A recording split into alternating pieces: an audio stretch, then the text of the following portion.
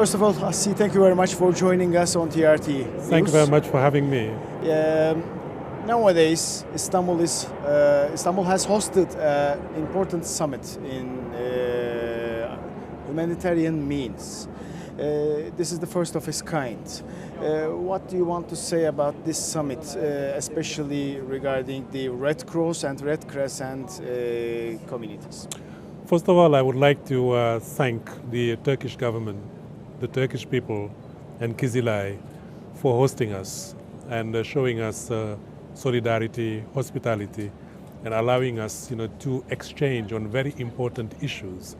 That is the humanitarian situation in the world, to recognize the needs that are in unprecedented scale, but more importantly, to have a commitment to work together to address those needs by intervening where it is happening, by taking into account issues related to disasters and responding to needs of the communities and building their resilience, helping people that are fleeing from conflict and wars and migrants, hosting them like we see here in Turkey, but also mobilizing all the force of humanity that bring together the Red Cross, Red Crescent movement, international organization and governments to come here in Istanbul and pledge to go to scale and respond to the needs to alleviate human suffering and help people to recover what is most important to them, which is their human dignity.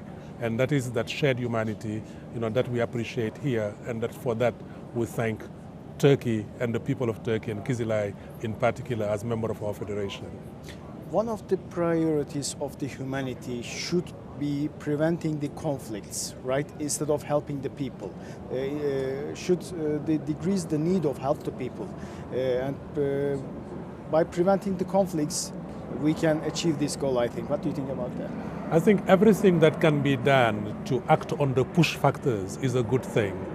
If we do early warning, early alert, early action to make sure that natural hazards do not become natural disasters, it is an excellent way, to prevent more people from being in need. If political solutions are found to political problems, of course we will have a reduction of need so that people will not have to leave their homes and then, be on the migration path and finding themselves in situation of refuge. So until that happens, then we need to urgently act according to principles of humanity and principles of humanitarian action so that the needs of people are being addressed and their suffering being alleviated, while at the same time we all call on all parties to do everything possible so that people have an enabling environment to live a decent life in their places of origin and not find themselves in situations of refuge or in situations of vulnerabilities. Until then, we will do our humanitarian mandate to alleviate human suffering. Providing aid to the people is very important, but there's one more important thing, I think. Protecting also this aid.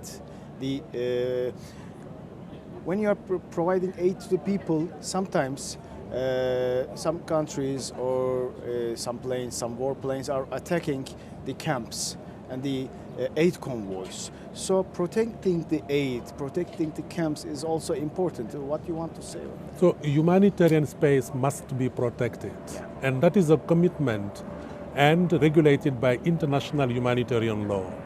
It is totally unacceptable that hospitals are being attacked, and we're seeing too much of it. It is totally unacceptable that humanitarian workers are being attacked. We are losing so many volunteers on the line of duty, and that is totally unacceptable.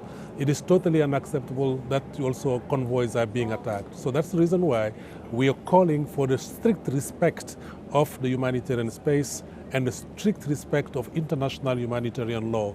And all parties, no matter which political dimension and color they have, they must respect that, because civilians get trapped in these kind of situations, and they must be protected, and they're not just to be held hostage of the kind of a conflict that we are seeing. Mr. C, thank you very much for joining us on TRT News. Thank you very much for having me. Thank you.